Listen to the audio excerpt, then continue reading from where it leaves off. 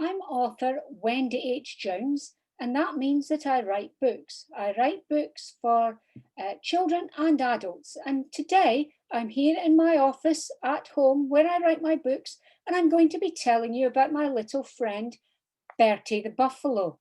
Now, Bertie the Buffalo is a very special buffalo because he's a real buffalo. In real life, little Bertie ran away from his home on a farm in Fife in Scotland. And he was running around Scotland on his own for 2 weeks in real life. Now, that's not very good. Little children shouldn't run away. Nobody should run away. Everyone should know where they are. But Bertie, he ran away, but he did come home. After 2 weeks, he came home. And buffalo are a bit safer than children, so it's not quite so bad because they're a little bit bigger. Baby buffalo are a little bit bigger than small children.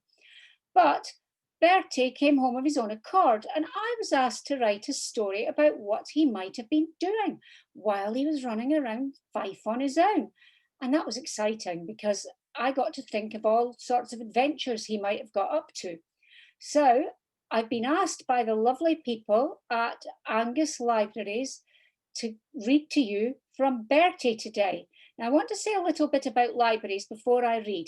Libraries are very special. If you go to the library, you can get all sorts of books. And reading is special because reading takes you to lots of places that you can't go otherwise. So it's very special going to libraries, getting books and reading about adventures and taking you places you couldn't think of. And you can also learn a lot while you're reading a book, even though you don't realize you're learning. So I'm going to read to you from Bertie the Buffalo. Now, this is my book, Bertie the Buffalo. Bertie's a very special book. It's a very special buffalo. And I'm going to open it so you can see the pictures, but you might see the pictures back to front. That's the only problem, because sometimes they're back to front on the screen, but you'll still get to see the pictures. So this is the story of Bertie's adventures. He's Scotland's very own little escape artist. Bertie the Buffalo was really wee. He galloped round the paddock, giddy with glee. Bertie was the smallest of the animals on the farm. He didn't even reach to the farmer's arm. There were great big older buffalo with great big horns and tiny baby buffalo who had just been born. Mr. and Mrs. Emu who laid ginormous eggs, and tiny little emus with long necks and legs. Bertie played at racing. He was the fastest baby there, apart from Emma the emu who could outrun a bear. Jumping was his favourite over dry stained dikes, with Grandma Buffalo shouting, "Come back, you little tyke." But Bertie's very favourite game, the one he liked the best, was running off and hiding away from all the rest. If his friends would let him, he would play it all the week. His very favourite game, one of hide and seek. But when you are a buffalo, it's really hard to hide. There's always tail or hoof or horn poking right outside. Mulberry trees are great for this, especially in the middle. When Bertie pushed inside them with an extra special wiggle. Can I see you wiggling? Can you wiggle? Wiggling's good fun. Hezzy, Jack and Seven were Bertie's buffalo friends. They shouted and they shouted, the game's at an end. Emma Emu and her friends looked high and they looked low, but none of them could work out where was Bertie the Buffalo. Was wee Bertie hiding in the old oak tree? No, said Bertie. No, not me. Everyone joined in the search, but no matter where they roamed, no one could find him, so they wandered off back home. Bertie was only little in that great big place, with huge, ginormous buffalo who didn't see his face. He felt no one ever noticed him or saw where he had gone. He didn't feel he had a place but wanted to belong. Poor wee Bertie didn't feel anyone saw him. Away far in the distance there's adventure to be had, but Bertie knew that running off was very, very bad. But still Bertie longed and longed to be the biggest of them all. In lands he could see stretching out beyond the farthest wall. A little blue butterfly landed on his ear. It whispered to him he was safe whenever it was near. As he listened to the words, he leaned against the gate. It opened, Bertie tumbled down the hill at quite a rate. He stood right up and looked around. No one was in sight. So Bertie ran and ran and ran. He ran with all his might. Billy Bee said, "Buzz right off. Keep on running past." So Bertie kept on running really, really fast. The bluebell strewn across the field carpeted his hooves. A fox dressed in his smart red coat made a startled move. He asked, "Where did you come from, blown in on a blast?" But Bertie kept on running really, really fast. Then an animal stepped in front of him. It looked just like a sheep. Bertie screeched right to a halt at the creature's feet. "Who are you and what are you? I haven't got a clue." "I'm Ari the alpaca, on holiday from Peru."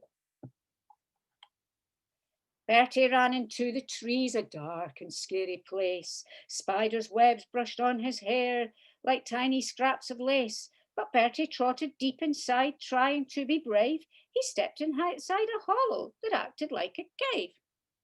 The sun and moon swapped themselves, passing in the sky. The man in the moon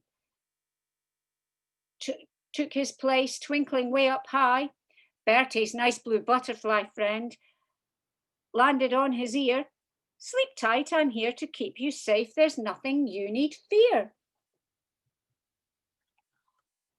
Safe in the cave, Bertie played a rather funny game. But baby buffalo need their sleep, even if they're tame. His eyelids closed, opened wide, then they closed once more. Then the strangest sounds were heard. Great big buffalo snores.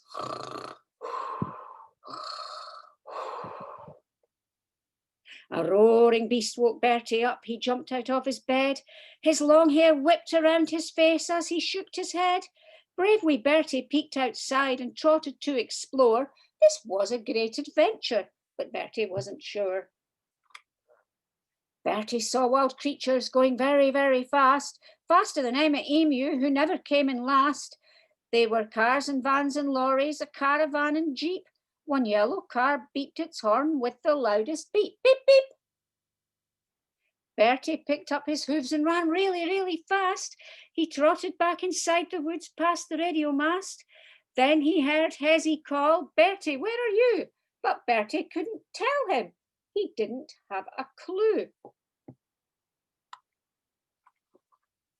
Bertie backed into the wood. He found a little pond. Now, water buffalo, as Bertie are really rather fond of water, cool and dark and deep and really, really wide. A really, really perfect place for a buffalo to hide.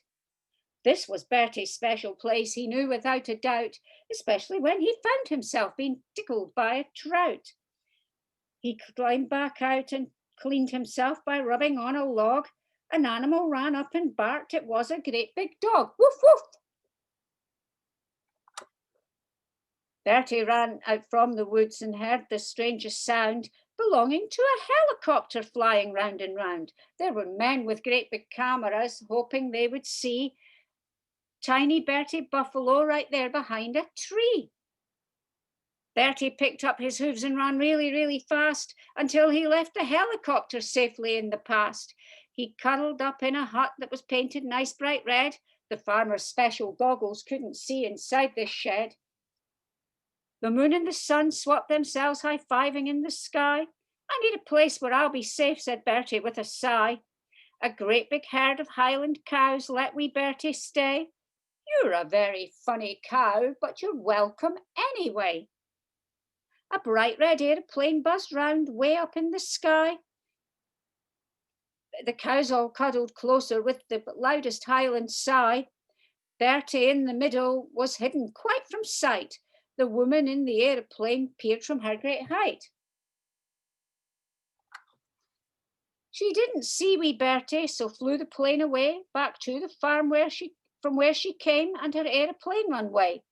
I didn't find young Bertie. I feel really, really bad. The farmer missed wee Bertie. He was really, really sad. Bertie missed his friends. This was no longer funny. Bertie missed the farm and had the strangest feeling in his tummy. Had anyone even noticed he'd gone off to roam? The little blue butterfly whispered, "You should follow me home." Bertie picked up his hooves and ran really, really fast. Bertie felt excited. He was going home at last. "We all missed you, Bertie," said a great big sign.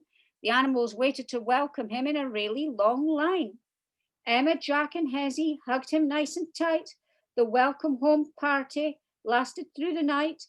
Bertie knew he wasn't small. He was a great big part of a very special family with a great big heart.